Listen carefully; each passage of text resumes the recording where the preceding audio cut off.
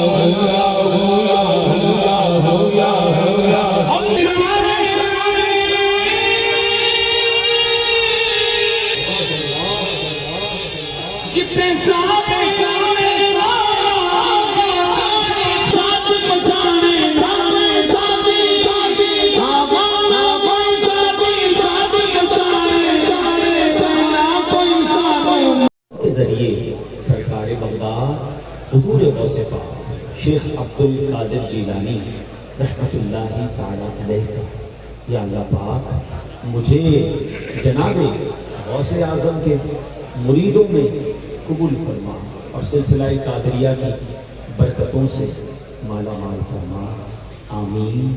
صلو علی الحبیب یا ارحم الراحمین، یا ربنا یا ربنا یا رب یا رحمان یا رحیم۔ اللهم ربنا آتنا في الدنيا حسنة وفي الآخرة حسنة وقنا عذاب النار وقنا عذاب القبر وقنا عذاب الحشر وقنا حساب الميزان۔ اللهم أعني على ذكرك وشكرك وحسن عبادتك۔ اے ڈوبتوں کو بچانے والے، اے بے کسوں کی دستگیری کرنے والے، اے گناہ گاروں کی مغفرت فرمانے والے مولا، تیرے گناہ گار بندے، سیاہ کار بندے تیرے دربار میں ہاتھ اٹھائے حاضر ہیں۔ اے اللہ اپنے گناہوں کا اقرار کرتے ہیں، اپنی خطاؤں کا اقرار کرتے ہیں۔ آج بیان بھی سنا ہے مولا، اے اللہ ہم بعض اوقات بے صبری کر جاتے ہیں، ناشکری کر جاتے ہیں۔ اے اللہ ہم اس حال میں راضی ہیں جس حال میں تو رکھے، بس مولا تو ہم سے راضی ہو جا، تو ناراض نہ ہونا۔ اے اللہ اپنی رضا کی خیرات دے دے، اپنی رضا کی خیرات دے دے، تو بھی راضی ہو جائے، تیرے حبیب بھی ہم سے راضی ہو جائے۔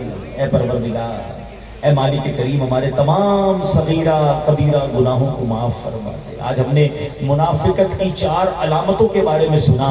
اے اللہ ہمیں امانت دار بنا دے، ہمیں سچا بنا دے۔ اے اللہ جھوٹ کی عادت ہمارے اندر سے نکال دے۔ اے اللہ، اے کریم، لڑائی جھگڑا، اول تو لڑائی جھگڑا ہمارا نہ ہو، اور اللہ زبان پر کبھی گالی گلوچ نہ آئے، اچھی گفتگو کرنے والا بنا دے، زبان کی بے احتیاطیوں سے بچنے والا بنا دے۔ اے اللہ، اے کریم، 5 وقت کا نمازی بنا دے۔ پروردگار بہت دور دور سے تیرے بندے آئے ہیں اور بڑی امیدیں لیے آئے ہیں۔ کوئی بیمار آیا ہے، کوئی بیمار گھر چھوڑ آیا ہے، کسی کا جاننے والا بیمار ہاسپٹل میں ہوگا۔ اے شفا دینے والے، اے شفا دینے والے، کرم کر دے۔ اتنا بڑا مجمع ہے، ان میں کوئی تو تیرا نیک بندہ ہوگا، اسی کے اٹھے ہوئے ہاتھوں کا واسطہ۔ اے اللہ ہماری ٹوٹی پھوٹی دعائیں قبول کر لے، آج ہماری بخشش کر دے، ہمارے ماں باپ کو بخش دے، ہمارے بھائی بہنوں کو بخش دے، ہمارے بیوی بچوں کو بخش دے۔ اے اللہ نبی پاک علیہ السلام کی ساری امت کی